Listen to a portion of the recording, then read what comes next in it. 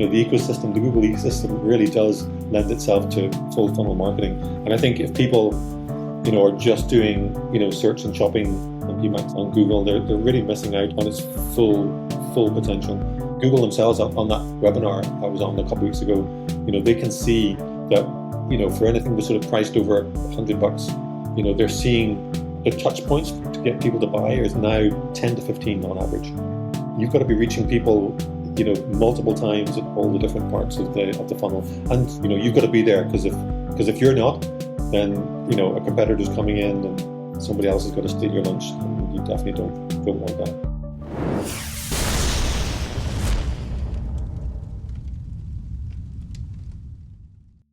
Creative minds, math-obsessed media buyers. To ship more winning ads, you need both worlds working together. Introducing Thumbstop, the weekly newsletter by Motion that covers the art and the science of creating winning Meta, TikTok, and YouTube ads. Every Sunday, you'll learn about the science. Think about CAC and contribution margin spreadsheet tutorials, advanced ad analysis techniques, and interviews with elite media buyers. You'll build your analytical skills every week. The art. Creative cheat codes, winning TikTok ad formats, interviews with creative directors. You'll get practical ideas to ship winning ads faster and new ways to fix the brand performance divide. Subscribe at motionapp.com/thumbstop. It's all killer, no filler. I'm Eric, and we're here with Richard from the Pilothouse Google team.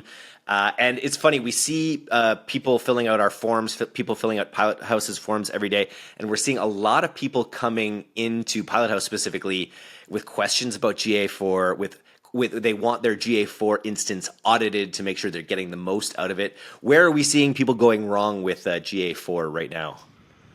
Ooh, gosh, right from the fundamentals of the data that's coming into it through to, how they're using the reports, and yeah, there's a number of things. So first up, I would say it's amazing to me, although not surprising, because a lot of people aren't technical, so they're using Shopify, and of course, Shopify and Google between them made a complete aims of getting this thing set up. So late in the day, Shopify announced that the GA4 integration was going to be handled by the Google app, but in the meantime, people have been kind of putting their own stuff together, maybe because you could actually link GA3 to a new GA4 property, and it would kind of automatically populate, but it wouldn't populate with conversion data or revenue or anything like that. And then some people went, well, there must be something else out there. And so some people went for, the LVRs, the triple whales, the little datas, and there's a couple of other ones out there. And what we are seeing is that a surprising number of times instances where the data is like double counting, triple counting, because somebody else set up the Google app, and then somebody else went and got this third party thing, and somebody else linked it to GA3, and suddenly bang, you're getting 3 lots of data coming in, and like, why is Google Analytics 4 telling us we've got 3 times the actual number of conversions that we have? So we're seeing a lot of that. Surprisingly, or kind of unsurprisingly, I say, because it wasn't handled very, very well, and it kind of left people to do their own thing for a while. So that's the first thing, is just make sure that the number of conversions, purchases, conversion value adds up to what you're seeing in Shopify, because otherwise, there's probably a double or triple counting thing going on there very, very easily. I think the next thing we see is that people are just like, where do I get, my report with my conversion rates and, basic stuff that they were getting in GA3. And again, I think, Google have rolled out a very poor set of, basic reports. And sure, you can customize them, but a lot of these people, they don't have time, they don't have the inclination to go in and customize. They just want the thing, spoon-fed to them, which is, not surprising. They're business owners, and they're, more sort of high-level marketing people, whatever. They don't have the time to do it. So that ability to customize those standard reports and turn them into, things that you really want and need. And, by going into the customized report option, you go into your metrics, and sitting there just waiting for you are things like conversion rate, which is, why isn't conversion rate there by default? And then, useful things that actually weren't there in GA3, like the number of first-time purchasers, which are referred to as FTP in in the metrics. And I'm sure a lot of people are going, FTP, isn't that some sort of technical protocol thing? Anyway, they refer to them as FTPs. It's a racing company, I think, too. Is it a racing? I don't know. Yeah, I don't know what's going on. Who knows? So first-time purchasers are there, which is obviously great because then you can really see, the incremental growth that a lot of businesses are looking for. Average revenue per user, ARPU, look out for that one, is sitting in there, and a whole bunch of detail on repeat purchasers. So repeat purchasers, within the last 7 days, within the last 14 days, within the last 30 days, a lot of repeat purchaser info. So there's a lot of good stuff in there, but you've got to get into the custom reports, the customization of the standard reports, and then save your own new one and add those to your collections on the side there. So definitely that's the sort of second thing. And then the third thing that we are seeing a lot of, Eric, is people looking for data that's not there, and they think, oh, GA4 must be broken. Well, it kind of is because we weren't seeing these issues with GA3. However, what's going on, if you look up in the top right-hand corner, maybe it's one of the standard reports, maybe it's an exploration report that you've kind of done yourself, but look out for the red triangle, and it's even there on some of the basic widgets. If you go into your home screen on GA4, you might see it, but look out for those little red triangles because those signify that you're basically missing data. Now, the missing data could be either because of sampling or thresholding, and I'll quickly explain those. So sampling is where you've probably got too much data. You've asked it to give me the last 12 months or whatever, if you've got a really busy site, the last 3 months, and so Google has decided that it's too much data for it to process right now, or maybe it hasn't got it in its cache. I don't know exactly how it works. They're on these Google servers, but it's too much data, and so if you just click on that red triangle, it'll tell you whether it's a sampling issue, a threshold issue, or potentially both sampling and thresholding. So if you see a sampling issue, pretty much bring down your date range, and you should then see that change to I've seen 30% of data being used to kind of construct the rest of the report, so it's using sampling as opposed to actual data. So narrow your date range down and go back into it, and hopefully you'll see the red triangle either disappear, or at least the sampling part of it say that it's now using 100% of the data. The other one is thresholding, and this is trickier, and this is all to do with privacy and the fact that there's data in there. There isn't enough data in there that Google can't categorically state that it won't uniquely identify a user. And I think the chances of that happening are really slim. But anyway, I guess they're coming under pressure from the EU and all sorts of other privacy organizations and initiatives. So they're applying a lot of thresholding, and you'll see a lot of those triangles appearing on your reports.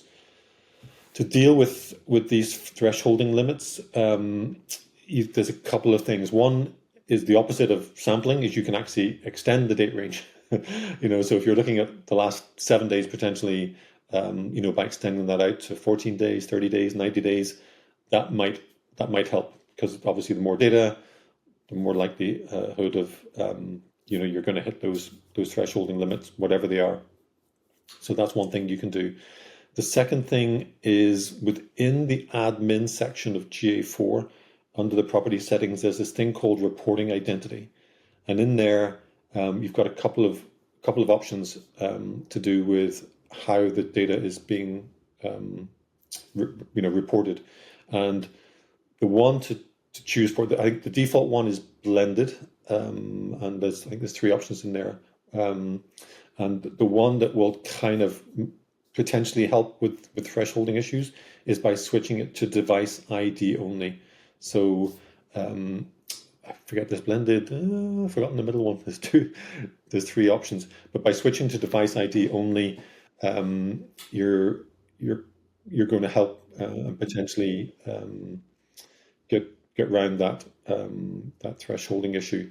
It Don't worry about, it's not a permanent thing. Literally you can switch to, blended today, and in an hour's time you can go and have a look at reports and switch to a device ID only reporting identity, and then you can go back an hour later and go back to blended again. It's not affecting the data; it's just affecting the reporting of the data. The other thing in and around this is Google Signals. So within Google Analytics, there's one of the settings to do with the data reporting.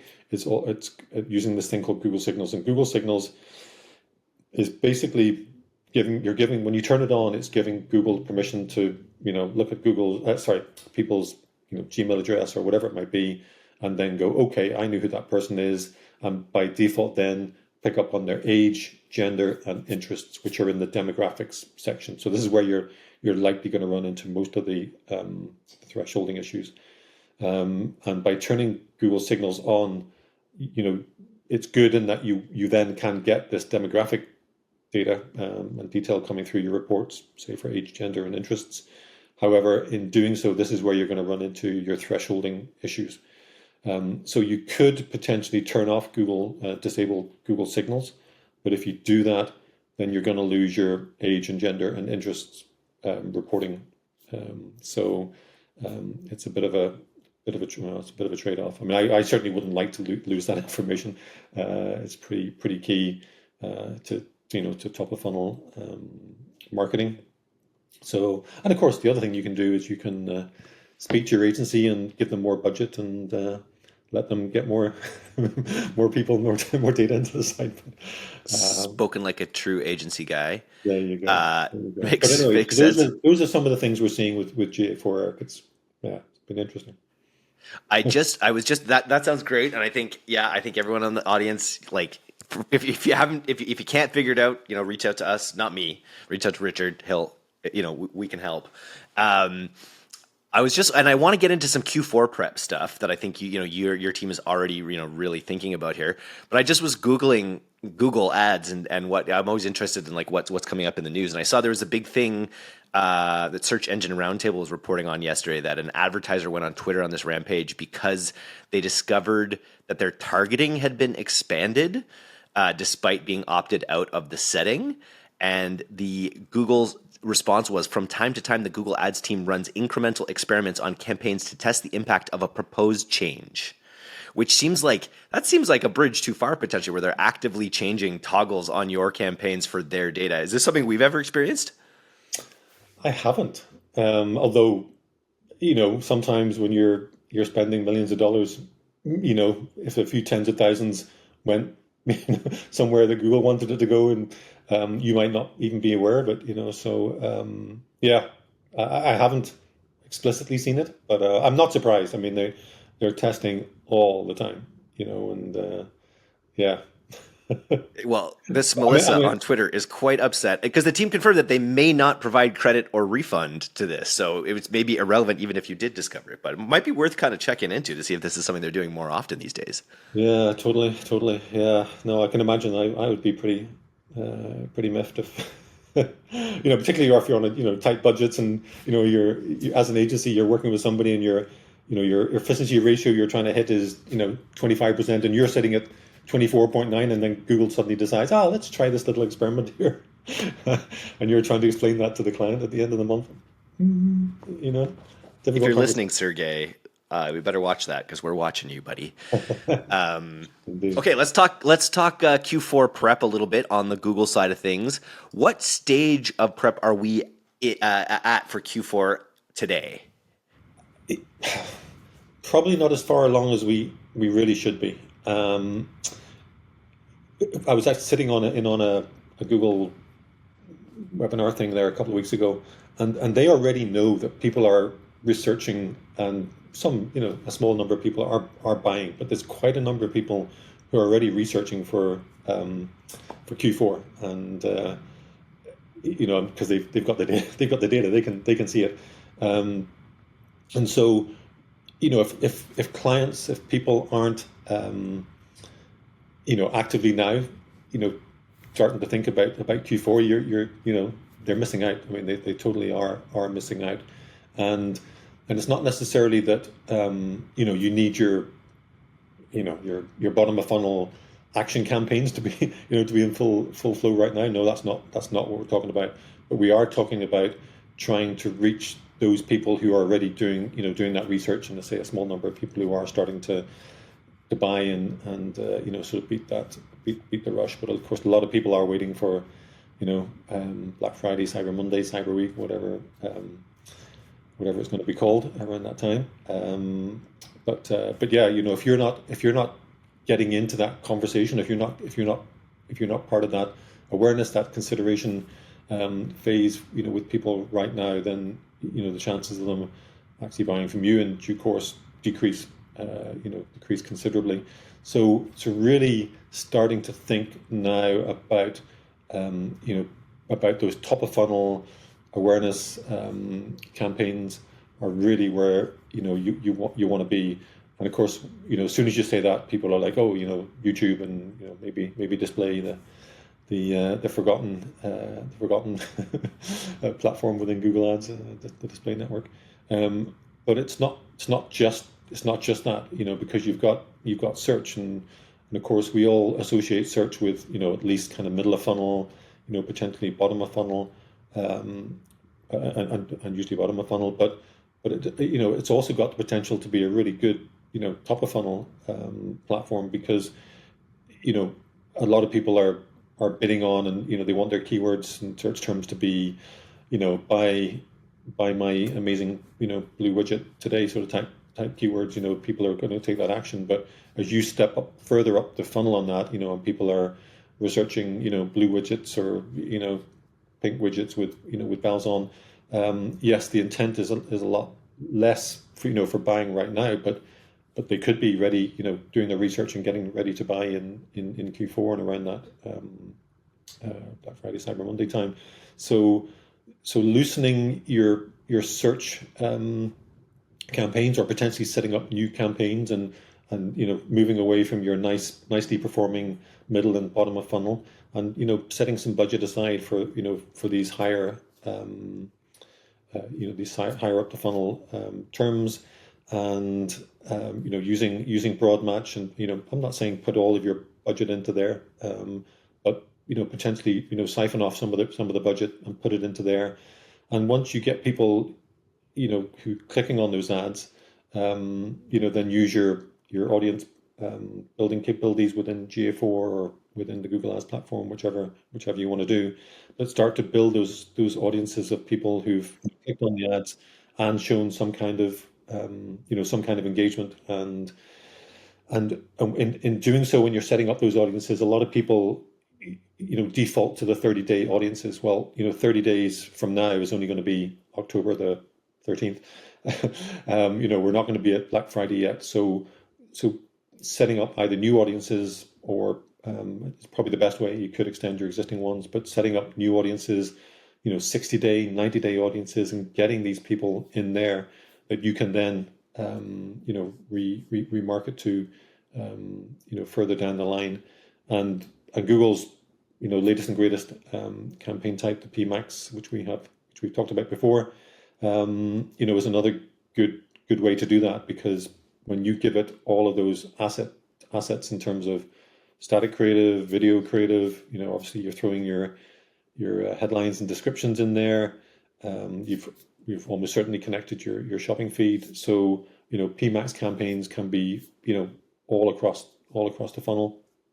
And so letting them do their thing in terms of not just getting conversions today and this week and next week, but really starting to reach those people who are doing the high level searching, or potentially it's using audience signals to find people in certain audience buckets to show the top of funnel ads to, is definitely something that people will want to. I think, and I'm telling my buyers and my clients that this is really where they want to be. And of course, the best platform to do this on is YouTube. It's such a amazing platform because even when people hit that skip ad after 5 seconds, I mean 5 seconds of video is a it's a pretty long time to for people to try and engage people with, and by using that 5 seconds carefully and thoughtfully and planning it out, and you can get your brand in front of them, you can get your the initial part of your pitch, your top of funnel awareness pitch within that 5 seconds, and obviously what you're hoping for is that they'll watch longer than the 5 seconds. So making sure that you're linking, well, first of all, you've linked your Google Ads to your YouTube channel, because when you do that, you get the ability to create audiences of people who view your ads. So they view the ad. You can then populate this audience of people who viewed maybe that specific ad or all of your ads, whatever you want to set it up.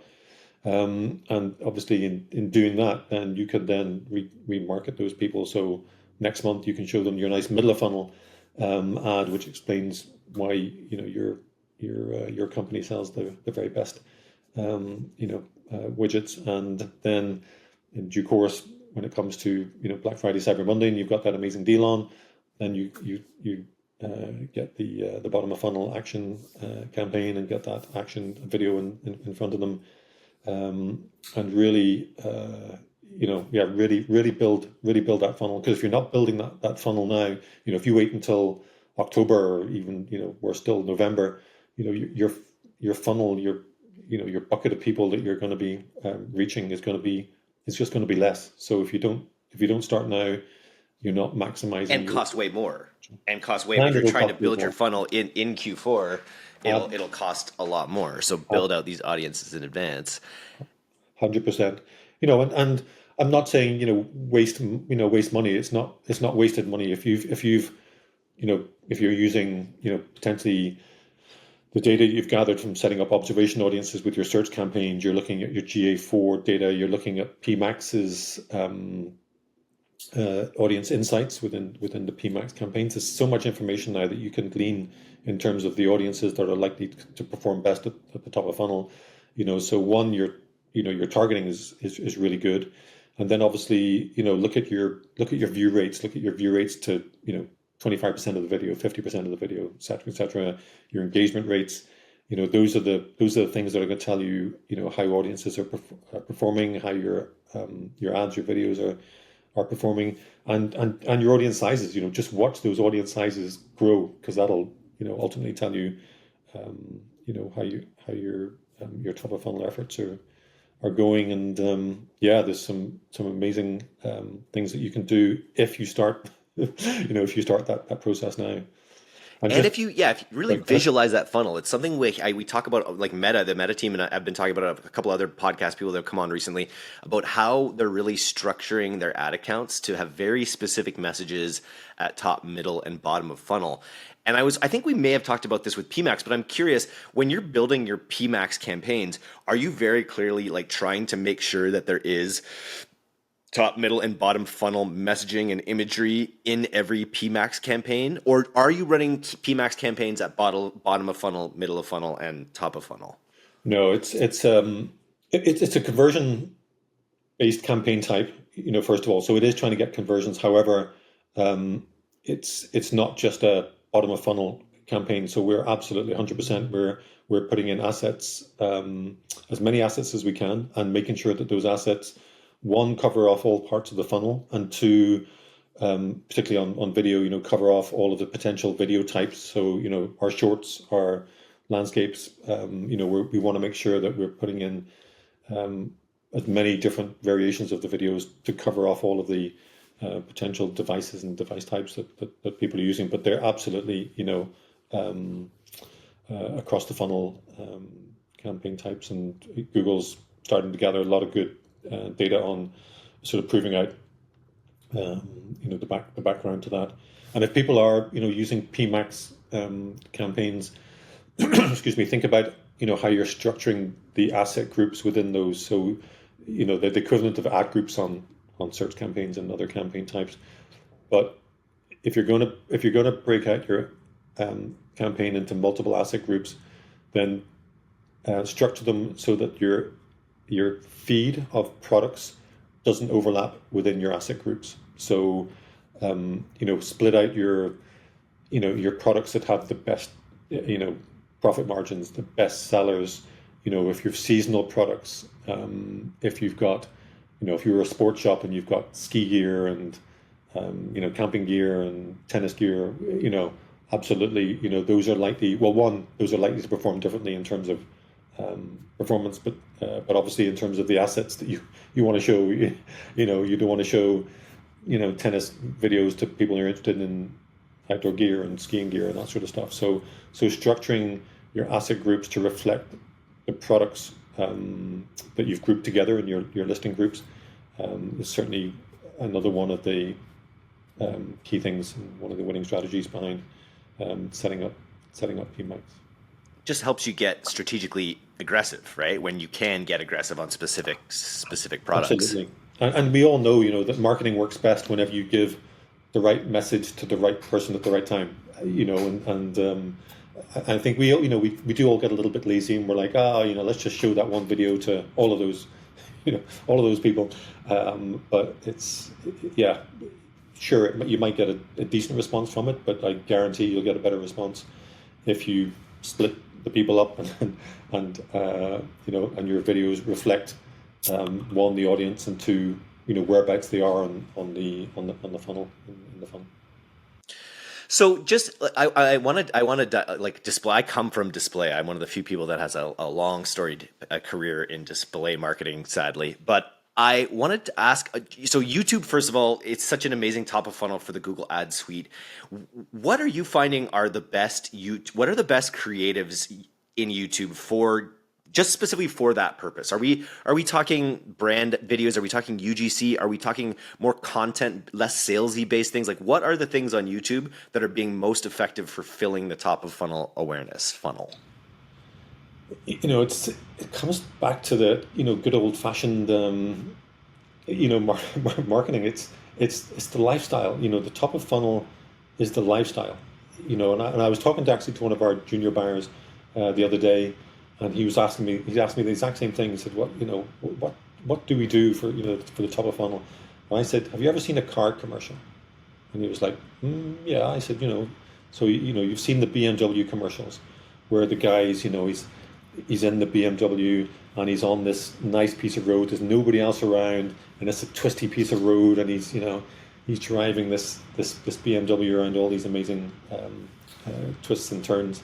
And then you watch the Toyota ads, and there's a group of 4 young people in their 20s, and they're going for a night out, and it's all great fun, and it's those lifestyle, those aspirational videos that really do work. Obviously, if you can inject some humor in there, but that's what gets people's attention. They want to feel better. They want to, in buying your product, how can that make them feel, and those aspirational videos are absolutely what works best. They engage, and say once you get that engagement, then you've got them into your funnel, into your audiences.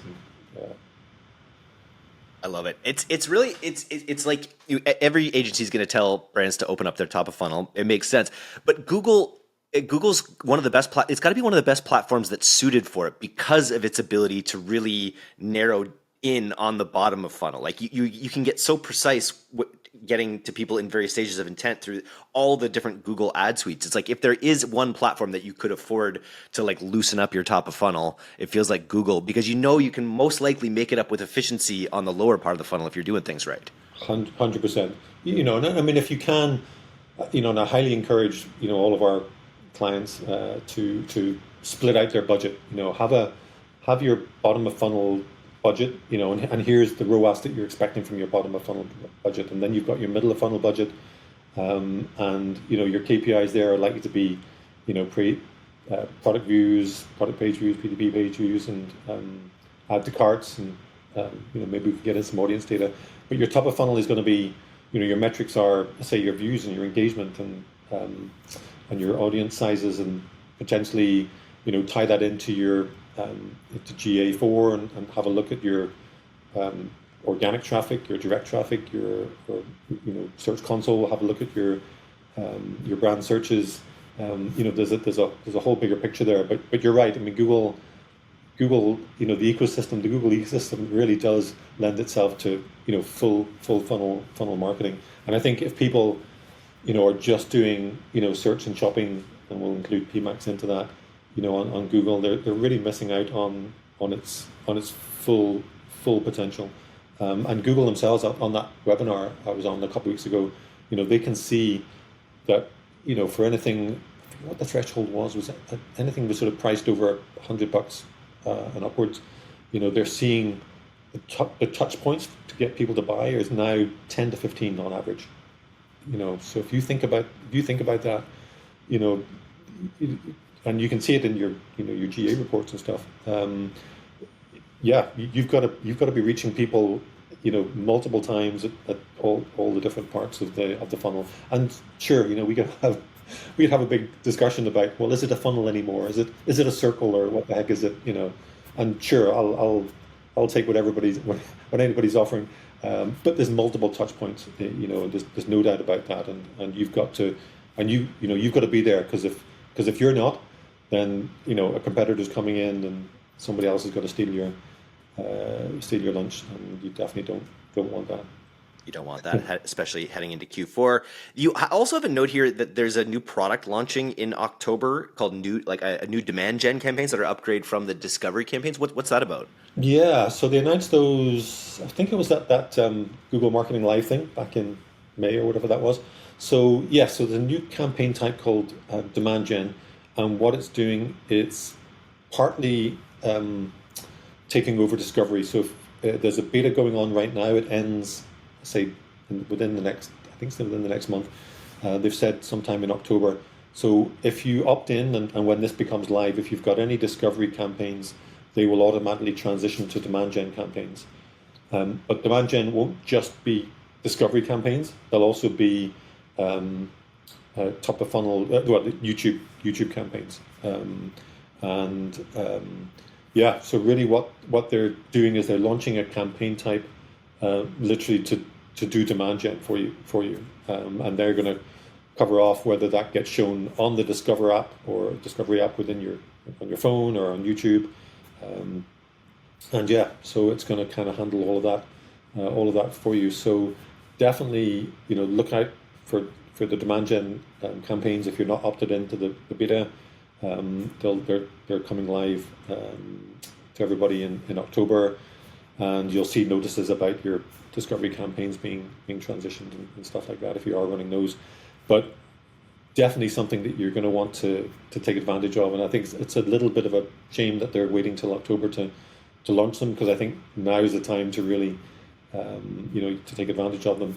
However, it is what it is, but I would say definitely jump on them when they launch in October, and use them to build those audiences prior to the end of November when we get that big surge. You might as well do it, because if you don't, Google's probably going to do it on your behalf anyway, as we've discovered from Twitter. That's right. But you might as well test these things out. And now let's finish by talking about the most exciting part of this talk, which is the Google Display Network.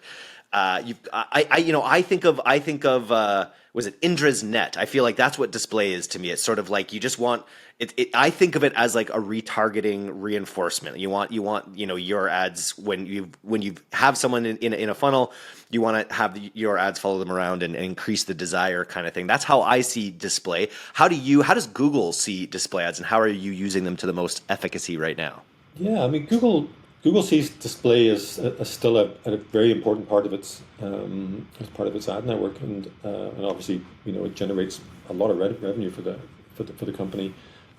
So we're still 100% using display, and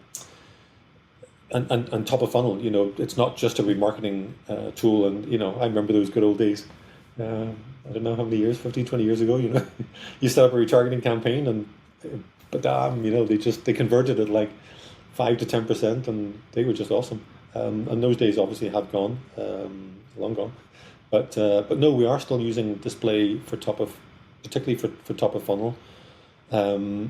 It's and you can actually now, you can embed, video into your display campaigns whenever you go on to, anybody who's showing on the Google Ad Network, so CNN, BBC, New York Times, whatever, those all these good platforms. A lot of them now are happy to let video just show on these display ads, and obviously you can use HTML5 to get some movement in there. There's lots of different things. So I think the good old days of static creative being the thing are definitely largely gone. But if you can use some static and either HTML5 or video within your display campaigns, you will see good results. And of course, it's a very cost-effective way of reaching people at scale, because a lot of people are now kind of ignoring it. They're not. It got very competitive, and now people have put budget towards obviously social media sites and YouTube's the in thing right now. But the display network is definitely still reaching a lot of people, and we're using it profitably to reach people at scale. So it's a very important part of our overall strategy. I can see how video lends itself more to it being really increasing its value at top of funnel, because it's storytelling at that point. It's funny. I have a friend that works in video serving, and he works for a company that serves a lot of the sports ads, or a lot of the sports content that goes into mobile video and stuff like that. And I've often thought in mobile, in the video experience on the web, it's the last place where you don't have any vertical scrolling. Like even on TikTok, you now watch a video there, and you can easily scroll through multiple videos. I wonder if they'll ever figure out a way for the mobile web or for video on the web to become more of that scrolling experience, because I feel like that's just the way everything's going. I think they will. I think it'll come. I'm probably not too far away. I'm guessing. But yeah, no. Video is good, and probably a lot of people, or some people are sitting, maybe listening, watching this, and they're thinking, well, I don't have the resources to create video. Well, within the campaign editor and there's other third-party tools that Google provide for free. It's really easy now to get video put together by it'll take static creative and sort of combine it all and make your video for you. And as AI proliferates, there's obviously going to be some amazing tools which will more than easily be able to create video content for you. So I don't think that's a good excuse anymore. No. I think anybody can put video campaigns together. I think about Ryan McKenzie in True Earth. It was one of our first podcasts we did, and the very first video he made was something I think he made an iMovie with just some product images and even just panning on still images, and he just had a compelling story, a compelling narrative about their product, and I think it's multi 10 million views at this point, and launched them easily to their first 7 figures. So. Don't be afraid of getting your hands dirty on making those videos. Nice. Richard, thank you for chatting with us on the All Killer No Filler D2C podcast today. My pleasure. Thank you, Eric.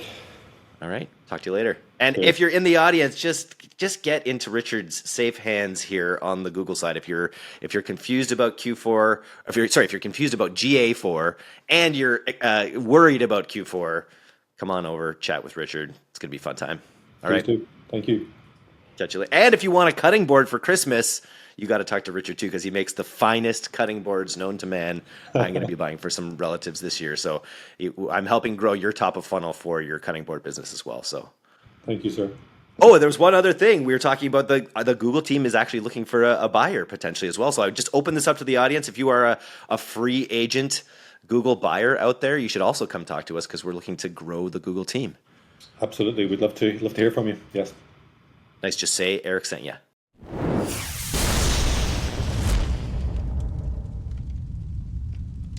Thanks for listening to today's episode. If you're not getting the D2C newsletter, you can subscribe for free at directtoconsumer.co. And if you want to learn more about Pilothouse's all-killer, no-filler services, take off to pilothouse.co. I'm Eric Dick, and this has been the D2C podcast. We'll see you next time.